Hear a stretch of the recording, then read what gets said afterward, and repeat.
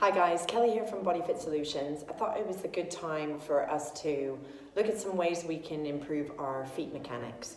I get this a lot in class and in one-to-ones that we've got kind of a fallen arch, a pronated ankle. So our ankles start to fall into kind of an inward rotation. So we've started to work with these soft prickly balls. You can get them online, or you can use a tennis ball for underneath your feet. And then these you can just buy at a toy shop. So they're kind of a kid's rubber ball. And if you're starting this off, I would start with something quite big and with a little bit of give.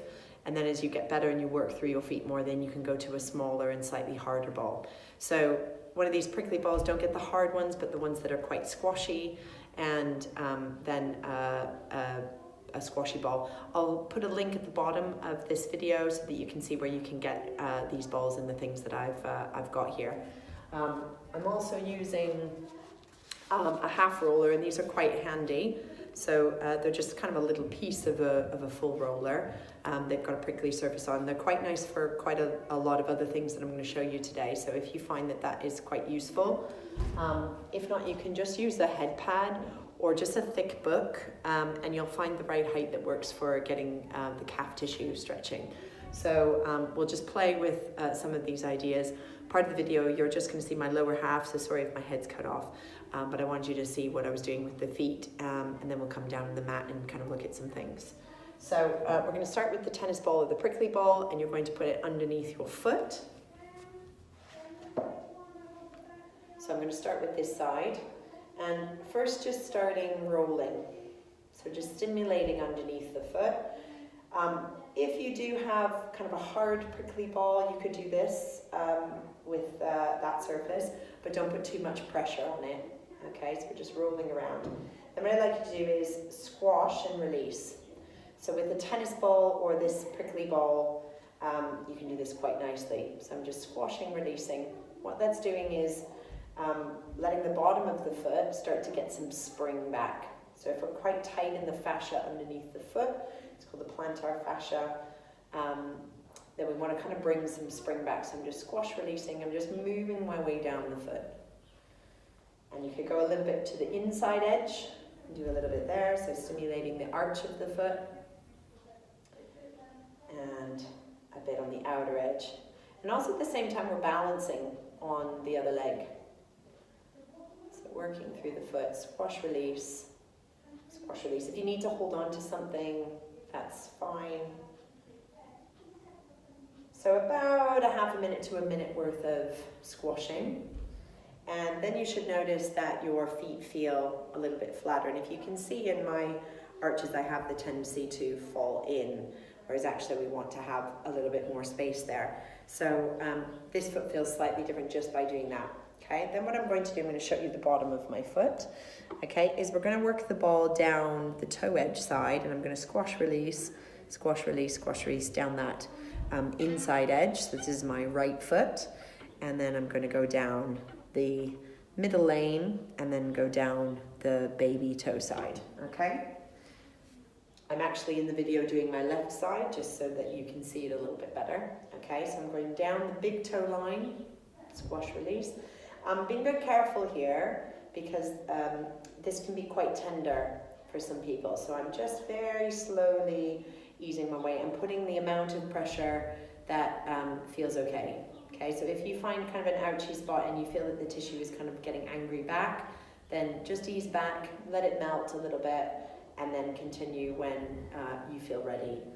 Okay, so I don't want to put too much pressure, especially if you've not done a lot of footwork before like this. And then I'm going to go back up that same lane.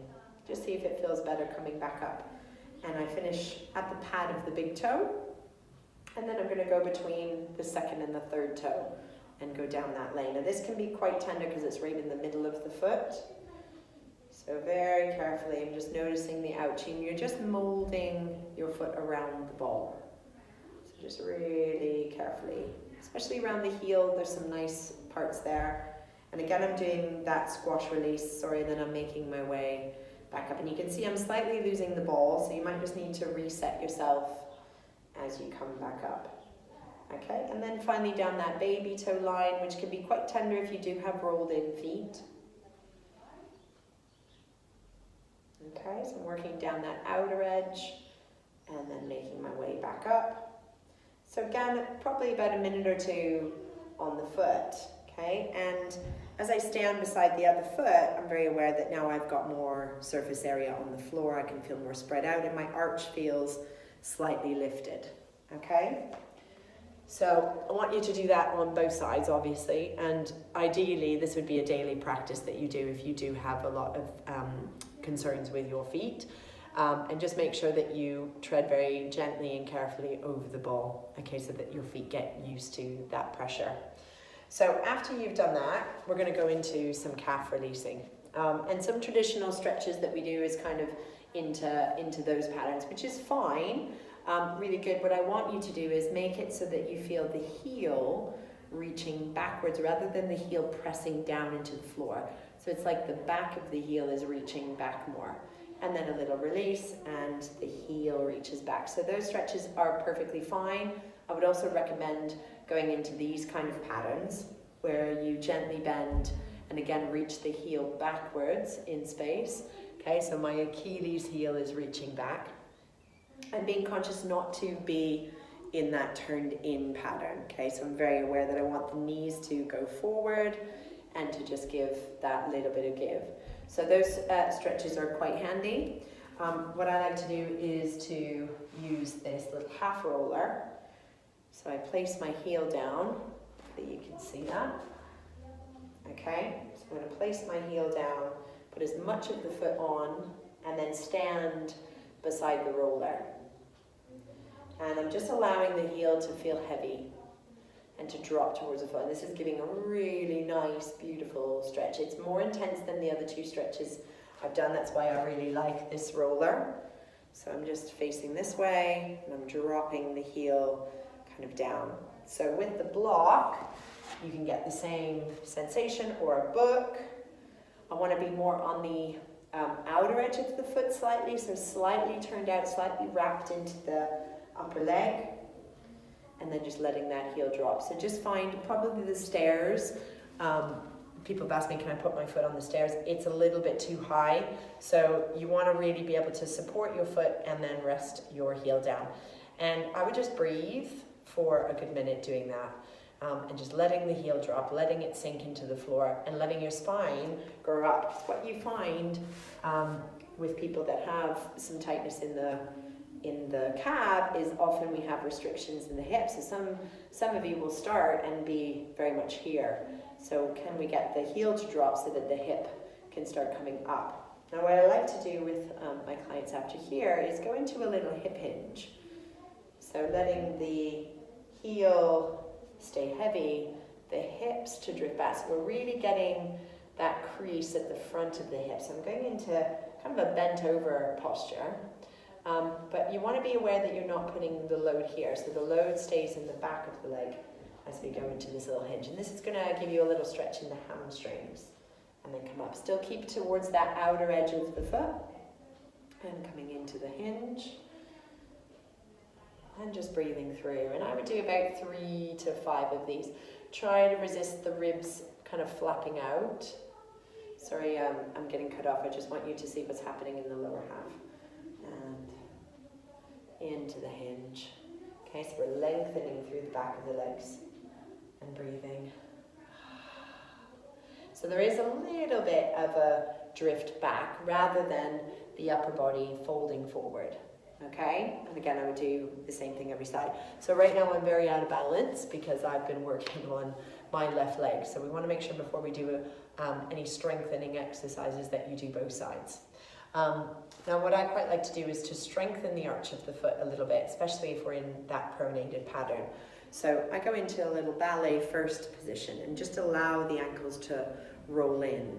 And then to just feel the thighs externally rotating. So they're rotating outwards and that picks up the arch of the foot. I'm not forcing it out and I don't want too much turnout in the feet because that's going to put some torsion on the knees. So I'm in a comfortable position for the feet and then I'm just spiraling out and allowing the arches to lift and then letting them release. So hopefully you can see that. So as I spiral outwards, I'm feeling a little connection into the back of the legs, and that's picking the arch of the foot up and then letting it drop back down. So I would do 10 of these just to train, even if you're standing in a line somewhere and you're conscious of that, maybe without someone noticing, you can turn your feet. Or maybe if you're cooking every day, something that we do every day, and you can just do a few of those while you're preparing your meal. If you do have the tennis ball or the spiky ball, or even just a pillow that you can put between your ankles, and if we come into a parallel position and be conscious of that external rotation, so I don't want to drop the ankles in, I want to have a sense of lift. So now we're going to push the ground away and come up into a little rise and let the heels reach back to lower down so I don't just plunk down. Okay, so I'm pushing the ground away, having that sense of lift, and what you'll find is the core suddenly comes on and then the heels reach backwards. So let me turn to the side. Okay, so we're pushing the ground away. So I'm developing the arch of the foot, plantar flexion, and then the heels reaching backwards so I control the descent back down. And I'm conscious when I come down not to drop into that inner arch, okay? So rising up and reaching back. Good, and we'll just do, again, I would do 10 of these daily so that we learn to develop the support and strength in the arch of the foot. And I would try and do those exercises daily. Now on top of that, what I tend to see quite a lot with clients is that we've got some restrictions in the front of the hip, and this can stem from the feet. So sometimes we get an internal pattern of the upper leg and some restrictions kind of around the hip.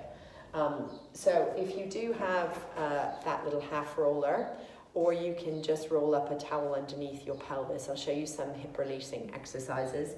If you have a full foam roller, this also works. It's quite high, but it does work for this exercise. So if your back isn't too tight, then using the full foam roller is quite nice.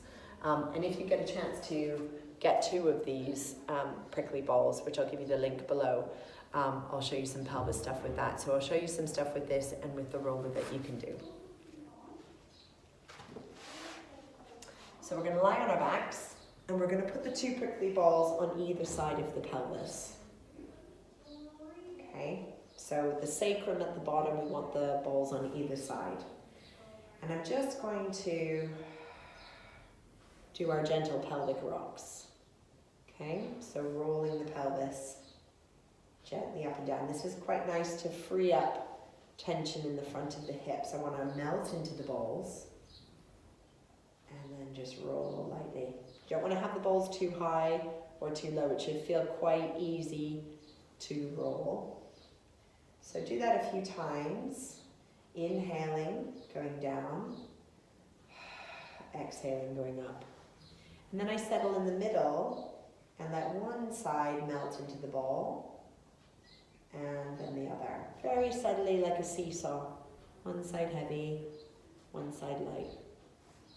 Going into that nice rocking position. And taking one leg into the chest and stretching the other leg out. So that's going to open up through the front of the hip. Breathing there and just gently rocking the leg in and out. Okay, so you can do this exercise on the balls, with a towel underneath, with the half roller, or with the full roller. And this is really nice for opening up the hips. So just come into that shape, roll, and try not to let the back arch. I want to keep it really supported on the balls. So just letting the leg roll in and out. So just feeling that nice little stretch. So with the roller, same thing. I would just have the roller underneath the pelvis. This is a little bit more stable surface, so if you are quite unstable, this might be better for you. And then I would just slide the leg down, really finding that stretch across the front of the hip, breathing into it. And then swapping over to the other side. And I would maybe do 5 on each side. Maybe hold there for a moment, having a little bit of breath. And then on the roller, what's quite nice when you've got a stable surface, maybe not on the balls, making sure that the pelvis is supported here, we can do a little bit of some leg stirs. And this is really great for core control. So I can let go of tension in the front of the hip, keep my pelvis nice and stable, and I'm just doing little stirs of the legs inside the pelvis, which gets us a little bit more core control.